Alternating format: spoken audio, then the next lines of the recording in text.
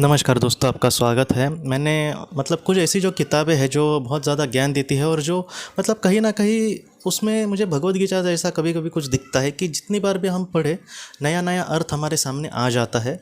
वैसी ही एक किताब है डॉक्टर वायन जी की पहली ही किताब, जिसने बहुत उनको भी बहुत सिखाया और हम सबको भी। वो किताब मैनी लाइव्स मैनी मास्टर्स, वो मैंने फिर से हाल ही में पढ़ी थी। और उसमें अगर जिन्होंने किताब पढ़ी है वो उनको पता होगा कि कैथरीन पर वो उपचार कर रहे थे, और कैथरीन जो भी संदेश दे रही है अपने पास्ट लाइफ रिग्रेशन में, अपने पुराने जन्म के, उसमें ही बीच में कुछ मास्टर्स ने भी उनको कुछ संदेश दिए थे। तो आज मैं आपके सामने वो जो मास्टर्स ने महत्वपूर्ण संदेश दिए थे उसके बारे में बात करने वाला हूँ। एक बार मास्टर्स ने अचानक आकर डॉक्टर वायन जी को हम पृथ्वी पर किस तरीके से ज़िंदगी जिए इसके बारे में कुछ बताया था। और वहाँ पर उन्होंने 4 चीज़ें जो बहुत ही ज़्यादा महत्वपूर्ण है हम सबके लिए, वो उन्होंने उस वीडियो में उस संदेश में कही थी। और वो संदेश ये थी: परोपकार, आशा, भरोसा और प्यार। इस तरीके से अगर इंसान ज़िंदगी जीने की कोशिश करे तो वो बहुत ही महत्वपूर्ण हो सकते हैं। परोपकार, आशा, भरोसा और प्यार, ये 4 जो चीज़ें हैं दोस्तों, ये जो विचार है या फिर ये जो मूल्य मैं कहूँगा इसको, ये इतने बड़े हैं कि हम अगर इस तरीके से जीवन में आगे बढ़ने की कोशिश करें तो हम जीवन में कभी भी नहीं हार सकते। कितने भी हमारे सामने परेशानी आई, लेकिन हम फिर भी उस जीवन में नहीं हार सकते। तो एक एक करके हम इसको डिटेल में इस पर बात करने वाले हैं। सबसे बात करते हैं पहले परोपकार पर। परोपकार एक ऐसी चीज़ है दोस्तों कि मैं अगर किसी को मदद कर रहा हूँ तो हो सकता है मुझे लग सकता है कि मैं किसी को बड़े दिल से मदद कर रहा हूँ, तो वो कितना नसीबवान है कि मैं उसको कुछ दे रहा हूँ। ऐसे भी कुछ आजकल लोग होते हैं कि जो ज़रा सा कुछ देंगे और उनको लगता है कि वो कितना बड़े हैं वो लोग ऐसे। लेकिन हमें ऐसे लग सकता है कि मैं उस पर उपकार कर रहा हूँ, लेकिन मैं आपको सच कहूँ ना, खुद स्वामी विवेकानंद जी ने ये बात कही है कि वो उपकार कर रहा है तुम पे कि तुम्हारे तुम्हारे हाथों से ऐसा कुछ काम हो रहा है जिससे तुम्हारा कुछ पुण्य बन रहा है। क्योंकि जो दिल से कुछ दे रहा है तो उसका एक पुण्य बनता है। और जो इंसान अगर किसी को दिल से नहीं दे रहा, ऐसे ही दे रहा है, तो उसके पास एक ऐसा मौका आ रहा है जहाँ पर वो उसके हाथों से कुछ पुण्य हो रहा है। तो ऐसी कुछ महत्वपूर्ण बात होती है। इसलिए जो परोपकार है दोस्तों, इसको कभी भी हमें इस तरीके से नहीं देखना चाहिए कि मैं उसको कुछ मदद कर रहा हूँ। उल्टा हमें भगवान की कृपा का एक उसके लिए ब्लेस होना चाहिए कि हाँ, ईश्वर ने मेरे सामने कुछ ऐसा मार्ग लाया जिस वजह से मेरे हाथों से कुछ अच्छा कर्म हो रहा है। आज हम उसको कुछ मदद कर रहे हैं, उसके वजह से हमारा भी थोड़ा सा कुछ कम हो रहा है। इसका दिल में आ सकता है ये विचार। लेकिन मैं आपको सच कहता हूँ दोस्तों कि हम जब आत्मलोक में चले जाएंगे या फिर हमारे आत्मा के स्वरूप में जब हम होंगे, तब उस पुण्य का जो फल मिलेगा ना, उसके बारे में हम सोचकर पूरी तरीके से हड़बड़ा जा सकते हैं, क्योंकि इतना उसका बड़ा फल होता है। मैं आपको एक सच कहता हूँ, एक घटना है, मुझे लगता है माइकल न्यूटन जी की किताब की है ये। उन्होंने ये कहा था कि एक इंसान एक रास्ते से जा रहा था और एक नॉर्मल ज़िंदगी थी वो उसकी, और उसने देखा तो ट्रेन के पटरी पर एक लड़की खड़ी थी और वो रो रही थी। इनको थोड़ा सा बुरा लगा उस बात से। वो तुरंत वहाँ पर गए और लड़की से बात की और कहा कि तुम मत चिंता करो। और वो रो रही थी और वो सुसाइड के लिए वहाँ पर खड़ी थी। इन्होंने थोड़ा बहुत समझाया, ज़्यादा भी नहीं। और उस लड़की को लगा कि हाँ, मैं ठीक है, मैं अपने जीवन का सामना करूँगी, और जितना हो सके इन्होंने उसको मदद करने की भी कोशिश करी।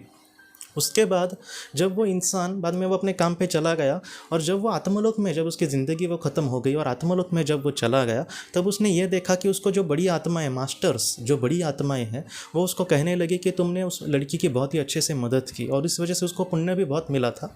और ये इंसान ऐसा था कि उसको पता ही नहीं चल रहा है कि कौन सी लड़की। तब उसके मन में वो विचार, वो दृश्य डाले गए, वो छवि डाली गई जहाँ पर उन्होंने उस लड़की की मदद की थी। और तब इन्होंने समझा कि हाँ, ये इसके बारे में बात कर रहे। आप समझिए, जीवन में ऐसे भी कुछ कार्य हो सकते हैं जहाँ पर हम किसी के लिए कुछ करें और हमें लगे कि मैं कुछ बड़ा कर रहा हूँ। ऐसे कार्य अगर किसी को दिल में स्वार्थ है और वो किसी की मदद करता है तो उसकी ज़ीरो वैल्यू बन जाएगी, उसका ज़रा भी पुण्य नहीं मिलेगा।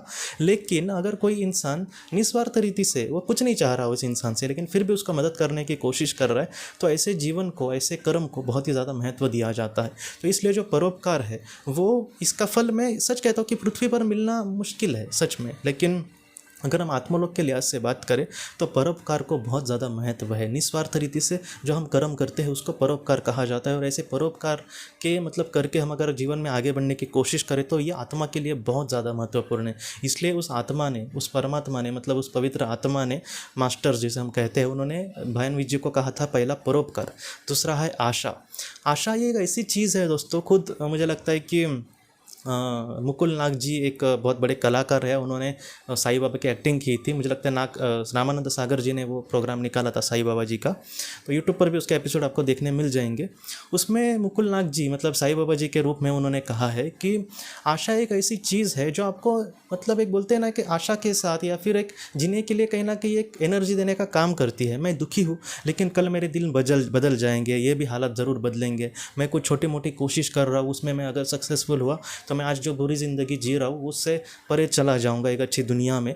तो इस तरीके से हमें जो आशा है वो ज़िंदा रखने के लिए कहीं ना कहीं मदद करती है। हमेशा ही सारे सपने, सारे ही हम जिस बात से आशा लगाए के बैठे हैं वो पूरे होंगे ऐसा नहीं है, मुझे भी पता है। लेकिन आप कर्म करते रहिए। कैसा है दोस्तों कि मतलब किसी चीज़ पर हम ध्यान दें और उस चीज़ में काम करने की कोशिश करें तो रोज़ का जो दुख है वो थोड़ा सा हल्का हो जाता है। जैसे अकबर और बिरबल की एक कहानी आपको भी पता होगी कि जहाँ पर एक इंसान को एक बहुत ही ठंड जैसे नदी में रखा जाता है और कहा जाता है कि कल सुबह तक तुम यहाँ पर मतलब बैठे कर रहोगे, खड़े रहोगे और उसके कल उसको कुछ मिलने वाला था उस चीज़ के वजह से। तो वो इंसान ये कहता है कि वो दिन बहुत ही मतलब अच्छे से उस वक्त को काट लेता है, पूरी रात को बेचारा ठंड पानी में, बहुत ही ठंडे पानी में। लेकिन सुबह जब उसको पूछा जाता है कि तुमने इतने ठंडे पानी में कैसी रात काटी, तब उसने ये कहा कि मैं एक उसके सामने एक दीप उसको दिख रहा था। उस दीप को देखकर वो कह रहा था कि मुझे ऐसे लग रहा था कि जैसे मैं उस दीप से जाकर मिलूँ, क्योंकि बहुत ठंड लग रही थी और मेरा पूरा ध्यान, पूरा मतलब समय में मेरा जो ध्यान था वो सिर्फ उस दीप पर था कि मैं उस पर ध्यान देकर आगे जीऊँ। तो इस तरीके से आशा की जो शक्ति है वो दिखती नहीं, लेकिन हमारे मन में कहीं ना कहीं वो एनर्जी भर सकती है कि तुम दुनिया से लड़ो या फिर तुम अपने विचारों के साथ चलो, ज़रूर एक ना एक दिन तुम्हारी दुनिया बात मानेगी और तुम्हारे जीवन का सार्थक होगा। तो इसलिए परोपकार के बाद जो महत्वपूर्ण बात उन्होंने कही है आशा, यह आशा जो है दोस्तों 100% हमें मतलब जीने के लिए एनर्जी दे सकती है। कभी भी आखिरी सांस तक आशा मत छोड़ना दोस्तों। सारे ही आपके सपने पूरे होंगे या फिर आशा जिस चीज़ पर हमने लगाई है वो पूरे ही होंगे, मैं ऐसा नहीं कहता। लेकिन आशा एक हमारे अंदर एक ऐसा जज्बा भर देती है, जो जज्बा दोस्तों जिस जज्बे से हम पूरी दुनिया से लड़ सकते हैं। तो आप मत चिंता करना, आशा कभी भी मत छोड़ना दोस्तों। तीसरी बात उन्होंने कही है भरोसा। कहीं ना कहीं उस ईश्वर पर भरोसा रखने की कोशिश करें।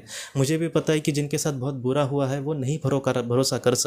वो यही कहेंगे कि मैंने इतनी श्रद्धा से भगवान की पूजा की, भजन किया, उसका सब कुछ मतलब मैंने कभी भी उस पर मतलब ये नहीं किया, अंडर एस्टिमेट नहीं किया भगवान को, या फिर मैंने हमेशा श्रद्धा से ही काम किया, लेकिन आज मेरा अपना मेरे साथ नहीं है या फिर मेरे सामने बहुत ही बड़े बड़े दुख है। ऐसा बहुत सारे लोग कह सकते हैं, लेकिन फिर भी मैं आपको सच कहता हूँ कि आप भरोसा रखिए। एक ना एक दिन आपको 100% पता चलेगा कि आखिर आपके साथ ऐसा क्यों हुआ, आपकी आत्मा ने ऐसे जीवन का क्यों चयन किया था। ये एक ना एक दिन ज़रूर पता चलेगा, लेकिन फ़िलहाल महत्वपूर्ण है कि आप भरोसा रखें, क्योंकि जहाँ पर भरोसा होगा वहाँ पर ही हम अच्छे काम कर सकते हैं। जैसे मुझे भरोसा है कि मेरे अच्छे काम के लिए भगवान मुझे मतलब ज़रूर कुछ ऐसा देंगे जिससे मैं लोगों के साथ शेयर कर सकता हूँ या फिर लोगों का भी कुछ अच्छा कर सकता हूँ। तो इस भरोसे के साथ मेरी एनर्जी और अच्छे से बढ़ सकेगी। और कहीं ना कहीं मैं आपको सच कहता हूँ दोस्तों कि जो नास्तिक भी लोग हैं, ऐसे भी कुछ मैंने केसेस पढ़े हैं कि जो भगवान को ज़रा भी नहीं मानते थे, लेकिन आत्मलोक में खुद वो भगवान का कीर्तन गा रहे हैं या फिर उसके मतलब उसके बारे में लोगों को कहने की कोशिश कर रहे हैं। ये इसलिए है क्योंकि उन्होंने, वो खुद भी कहते कि पृथ्वी पर काश हमें ये सारी बातें पहले से पता होती। तो इस तरीके से है दोस्तों। इसलिए कहीं ना कहीं उस तीसरी शक्ति पर मैं तो यही कहता हूँ कि आपको अगर भगवान पे भरोसा नहीं है, आपको नास्तिक है तो भी चलेगा, लेकिन एक ऐसी महाशक्ति पर कम से कम आप भरोसा रखिए जिसने इस दुनिया को बनाया, जिसने हमारे आत्मा को बनाया, जिसने हमें मतलब जो हमें अभी भी इस वक्त में भी चला रहा है। तो आप भरोसा कभी भी मत छोड़िए दोस्तों, जितना हो सके। मतलब मैंने अगर लोगों के साथ अच्छा किया है तो एक ना एक दिन ज़रूर मेरे साथ अच्छा होगा, मेरे आत्मा के साथ अच्छा होगा। इस पर हमें हमेशा भरोसा रखना चाहिए। और आखिरी बात है प्यार। प्यार एक ऐसी चीज़ है दोस्तों मतलब जो ऐसे इंसान को जो मरना चाहता है उसको भी पूरी ज़िंदगी खुशी से रख सकती है। प्यार मतलब निस्वार्थ प्यार। जैसे मतलब रास्ते पे कोई बेचारा छोटा सा लड़का कुछ कोई एक छोटी चीज़ बेच रहा है, उससे उसका गुजारा चल रहा है, मुझे अचानक उस बच्चे पर प्यार आया और मैंने उसकी मतलब कोई 10 रुपये की चीज़ है वो 10 चीज़ें खरीद ली, क्योंकि कहीं ना कहीं मेरे दिल में उसके लिए एक प्यार आया। मैं ऐसे प्यार की बात कर रहा हूँ। तो ऐसा जो प्यार है वो मतलब निस्वार्थ है। और मैं आपको सच कहूँ ना, इस दुनिया में निस्वार्थ रीति से अगर हम किसी के लिए कुछ करना चाहते हैं तो उसके लिए प्यार भी महत्वपूर्ण है। मुझे उसको बच्चे के लिए कुछ मदद करनी है छोटी सी, तो कहीं ना कहीं मेरे मन में उसके लिए दया भाव आनी चाहिए। और दया भाव से किया हुआ अलग है दोस्तों, और अगर दिल से अगर हम प्यार से करें तो वो मतलब बहुत ही अच्छा कर्म हमसे मतलब कर सकती है। और फिर से मैं आपको यही कहना चाहता हूँ, यहाँ पर उसके भले की सिर्फ बात नहीं है, बात है हमारे मतलब हाथों से पुण्य होने की भी। तो इसलिए ये जो मतलब प्यार है दोस्तों, वो निस्वार्थ रीति से करना महत्वपूर्ण है। जैसे हम अपने अपनों से करते हैं, हमारे बच्चों से, हमारे मम्मी पापा से, हमारी पत्नी से, या फिर हमारे मतलब जो करीबी लोग हैं, हमारे दोस्तों से हम प्यार करते हैं, इस तरीके से ही प्यार अगर हम ज़रूरतमंद लोग हैं उनसे भी करने की कोशिश करें तो ये ऐसी बात नहीं है कि हम मतलब कुछ अच्छा कर सकेंगे। ये ऐसी बात है कि जिससे हमारे आत्मा का जो पुण्य है वो बढ़ेगा और हम बहुत ही अच्छे से आध्यात्मिक स्तर पर आगे बढ़ सकते हैं। तो ये महत्वपूर्ण बातें बन जाती है कि हम दिल से किसी से प्यार करें और उसके लिए कुछ अच्छा करने की कोशिश करें। कई मतलब 7 समुंदर पार किसी के साथ बुरा हो रहा है और ऐसे वक्त में हम कुछ भी नहीं कर पा रहे, तो ऐसे वक्त में हम हमारे दिल में अगर उसके लिए एक सच्चा प्यार होगा, उसका अच्छा हुआ ऐसा अगर हमारे दिल में होगा, तो हम उसके लिए कम से कम प्रार्थना भी करें ना ईश्वर से, तो ये भी बहुत बड़ी बात है। किसी को ये ना लगे कि प्रार्थना करके कुछ नहीं, नहीं, प्रार्थना करना ये बहुत बड़ी बात है। कहीं ना कहीं उसको किसी और रूप में मदद मिल सकती है उस प्रार्थना की वजह से, और उस प्रार्थना की वजह से ईश्वर को भी पता चलेगा कि हाँ ये दिल से उसके लिए दुखी है, तो उसके लिए हमें भी उसका कुछ अच्छा फल मिलेगा। तो ये ऐसी चीज़ें हैं। फल मतलब स्वार्थ के लिए ही प्रार्थना करनी है ऐसी बात नहीं है। वो फल इस तरीके से मिल सकता है जैसे उसके लिए हमारे आत्मा का जो विकास है वो बहुत आगे हो सकता है, हम बहुत ही अच्छे स्तर पर विकास कर सकते हैं सिर्फ एक प्रार्थना की वजह से। तो ये दर्शाती है हमारे कर्म। और इसलिए मतलब जैसे हमारे अपनों से हमारा प्यार होता है, वैसे हम ज़रूरतमंदों से, अनाथ आश्रम में रहने वाले बच्चों से, वृद्धाश्रम में रहने वाले कोई बुजुर्गों से, हम अगर दिल से इस तरीके से भावना रखें तो हमारे हाथों से हमें अच्छा कुछ करने की ज़रूरत नहीं पड़ेगी। हम दिल से अपने आप हमारे हाथों से कुछ अच्छा होते जाएगा। तो इस तरीके से हमें इस चीज़ को कभी भी नहीं भूलना। इसलिए आशा, भरोसा, प्यार और दूसरे पर यकीन करना, इस तरीके से हम अपने जीवन में दोस्तों ये जो महत्वपूर्ण बातें हैं जैसे परोपकार, आशा, भरोसा और प्यार, इन सारी चीज़ों से हम अपने जीवन का बहुत बड़ा सार्थक कर सकते हैं। इसलिए उस बड़े बड़े मतलब मास्टर्स ने उनको ये महत्वपूर्ण शब्द कहे थे 4, परोपकार, आशा, भरोसा, प्यार। तो इस तरीके से हम अपने जीवन में दोस्तों अच्छे से कर्म करके अगर इस तरीके से आगे बढ़े तो हमें कुछ भी पढ़ने की ज़रूरत नहीं, कुछ भी सीखने की ज़रूरत नहीं। इन सारी चीज़ों को सीख कर इस तरीके से हम अगर अपने जीवन में आगे बढ़े तो हमारे जीवन का बहुत ही अच्छे से सार्थक होगा दोस्तों। तो दोस्तों इन सारी चीज़ों को हम मतलब और भी मतलब गहराई से इसका विचार करके, जैसे मेरे मन में ये 4 शब्द आने के बाद जो भी मुझे लगा, जो मैं आपसे कहने की कोशिश करूं, तो ये बात मैंने कही है, लेकिन इसके जो अर्थ है वो और भी बहुत गहरे हैं। तो मुझे लगता है कि उसके बारे में आप मनन चिंतन करके अगर एक बहुत ही अच्छे से आप कर्म करेंगे तो बहुत अच्छा हमारे हाथों से कर्म हो सकता है हमेशा दोस्तों। तो दोस्तों हम अपनी अगली वीडियो में किसी नए विषय को लेकर मिलेंगे। तब तक आप अपने परिवार का ख्याल रखना। आपका बहुत बहुत धन्यवाद। ज़िंदगी की रोशनी ये एक कंसल्टेंसी है जो ऐसे लोगों को मदद करने की कोशिश करती है जिन्होंने किसी अपने को खोया है या फिर जो लोग अपने जीवन में बहुत ही ज़्यादा दुखी है। जो लोग इस संस्था के साथ जुड़ते हैं उनको इस विषय की किताबें और जानकारी भेजी जाएगी। इसके साथ साथ जो लोग पास्ट लाइफ रिग्रेशन थेरेपिस्ट के पास नहीं जा सकते, अगर वो घर पे अभ्यास कर सके, इस वजह से उनको पास्ट लाइफ रिग्रेशन की ऑडियोज़ भी भेजी जाएगी। और इसके साथ साथ ध्यान में एकाग्रता बढ़ाने के लिए कुल मिलाकर 5 ऑडियोज़ भी उनको भेजी जाएंगी। तो जो लोग इस संस्था के साथ जुड़ते हैं उनको यह सारी चीज़ें उनके ईमेल पर या फिर व्हाट्सएप पर भेजी जाएंगी। अगर आपको इस संस्था के साथ जुड़ना है तो कृपया इस नंबर पे व्हाट्सएप करें।